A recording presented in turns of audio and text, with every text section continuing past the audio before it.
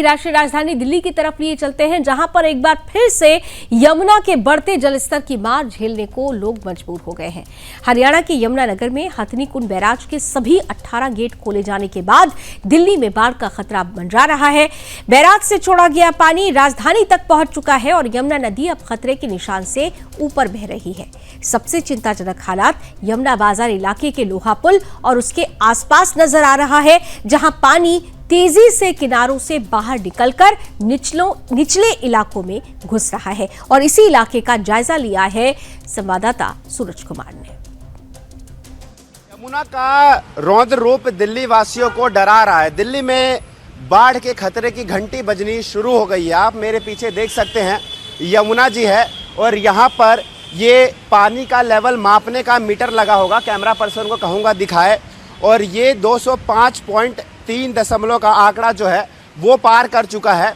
यानी कि 205 का जो लेवल है, 205 मीटर का, वो पार हो चुका है। इससे ये पता चलता है कि यमुना का जो लेवल है वो खतरे के ऊपर है। तो कहीं ना कहीं दिल्ली में आने वाले 2-3 दिन में बाढ़ आ सकती है। एक बार मैं ये जो थल है ये दिखाऊंगा। देखिए, ये नदी के बाहर का ज़मीन है जहां पर रात को पानी भर जाता है। ये नमी देखकर आप अंदाज़ा लगा सकते हैं। कैमरा पर्सन कहूँगा थोड़ा करीब से दिखाए कि रात को यहाँ पानी भर जाता है। और जिस हिसाब से आप यमुना जी का फ्लो देख रहे होंगे, कैमरा पर्सन कहूँगा थोड़ा करीब आए और इस फ्लो को दिखाए। जिस हिसाब से, जिस तेज़ी से ये फ्लो बढ़ता चला जा रहा है। अमूमन ऐसा होता है कि जो नदी की पानी का रफ्तार है उससे यह अंदाज़ा लगाया जाता है कि 1 दिन, 2 दिन या 3 दिन या 1 हफ्ते में कितना टाइम लगेगा पानी का लेवल बढ़ने में। और यहाँ पर पहले ही खतरे से ऊपर पानी का लेवल जा चुका है। तो यह अंदाज़ा लगाया जा रहा है कि आने वाले 1-2 दिन में दिल्ली में बाढ़ का खतरा आ सकता है। और इसका एक ही समाधान है कि जितने भी आसपास के बैराज हैं, ओखला बैराज, ISBT का बैराज, उसको खोल दिया जाए, जिससे कि पानी का जो लेवल है वो मेंटेन रहे। आपको एक और बात कहूँगा कि अगर यमुना का पानी बढ़ा तो सबसे पहले जो आसपास के इलाके हैं, जैसे ISBT हो गया, ITO हो गया, यहाँ तक के जो अक्षरधाम मंदिर भी है, वो भी बाढ़ के चपेट में आ जाएगा। फिलहाल देखिए, आसपास बहुत सारे लोग रहते हैं। यमुना के किनारे दिल्ली में कई ऐसे अवैध झुग्गी झोपड़ियाँ भी है जो इलीगल तरीके से बसी हुई है। उन लोगों पर भी खतरा है। जो अक्षरधाम मंदिर है वो भी बाढ़ के चपेट में आ जाएगा। हालांकि पिछले 2 सालों से जो दिल्ली में स्थिति रही है बाढ़ की, जिस लेवल का बाढ़ आया है और जितनी तेज़ी से बाढ़ आया है, उससे फ़िलहाल अभी खतरा कम है। इस साल थोड़ा टाइम भी लगा है पानी का लेवल बढ़ने में और अभी बाढ़ का खतरा उतरा नहीं है जितना पिछले 2 साल में आपने देखा था। लेकिन फिर भी ऐसा अंदाज़ा लगाया जा रहा है कि आने वाले 2 से 3 दिन में ये जो आप यमुना का पानी देख रहे हैं, यमुना रौद्र रूप ले सकती है और कहीं ना कहीं दिल्ली वासियों को इसकी एक भारी कीमत चुकानी पड़ेगी। कैमरा पर्सन चंदन के साथ मैं सूरज, सुदर्शन न्यूज़, दिल्ली। देखिए, यमुना जी का ये जो फ्लो आप देख रहे हैं, इसको देखकर अंदाज़ा लगा सकते हैं कि कितनी तेज़ी से जो है यमुना जी का वाटर लेवल बढ़ रहा है। मेरे पीछे आप ये मीटर देख रहे होंगे जिससे ये पानी का लेवल मापा जाता है। 205 मीटर जब ऊपर पानी जाता है तो उसको खतरे के निशान से ऊपर माना जाता है। और अभी आप देख सकते होंगे 205 पार कर चुका है, तो कहीं ना कहीं खतरे के लेवल से ऊपर है।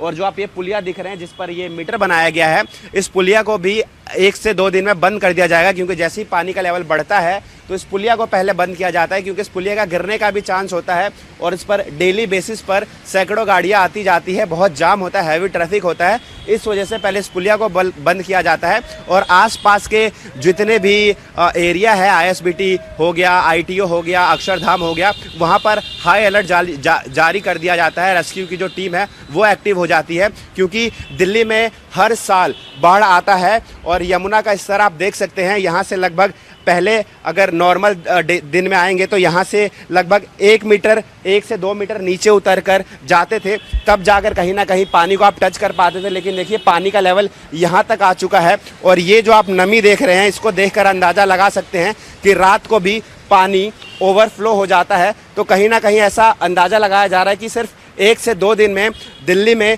बाढ़ आ सकती है। दिल्ली वासियों के लिए ये खतरे की घंटी है। और पिछले 2 साल से जिस हिसाब से दिल्ली में बाढ़ आई है, इतना ज़्यादा पानी भरा है, अक्षरधाम मंदिर भी डूबा है, ITO डूबा है, आईएसबीटी डूबा है, तो कहीं ना कहीं दिल्ली वासियों के लिए, दिल्ली सरकार के लिए इस बार भी ये एक बड़ी चुनौती है कि किस तरीके से दिल्ली वासियों को सुरक्षित रखा जाए, आसपास के जो एरिया हैं उसको बाढ़ से बचाया जाए। फिलहाल कल रेखा गुप्ता भी यमुना बाजार में आई थी, उन्होंने लोगों को आश्वासन दिया है और सरकार ने सारे इंतजाम कर रखे हैं कि आसपास के जो एरिया है वो सुरक्षित रहे, जो लोग हैं वो सुरक्षित रहें।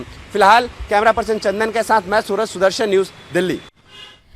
तो बाढ़ का खतरा बढ़ रहा है, लेकिन तैयारियां भी पूरी तरीके से जोरों पर है। खुद मुख्यमंत्री ग्राउंड पर उतरकर जायजा ले चुकी हैं और ऐसे में लोगों से बार बार ये अपील की जा रही है कि सरकार और प्रशासन की तरफ से जो चेतावनी, जो संदेश, जो अपील आपसे की जाए, कम से कम आप उसे माने जरूर, अन्यथा नुकसान आपका ही होगा।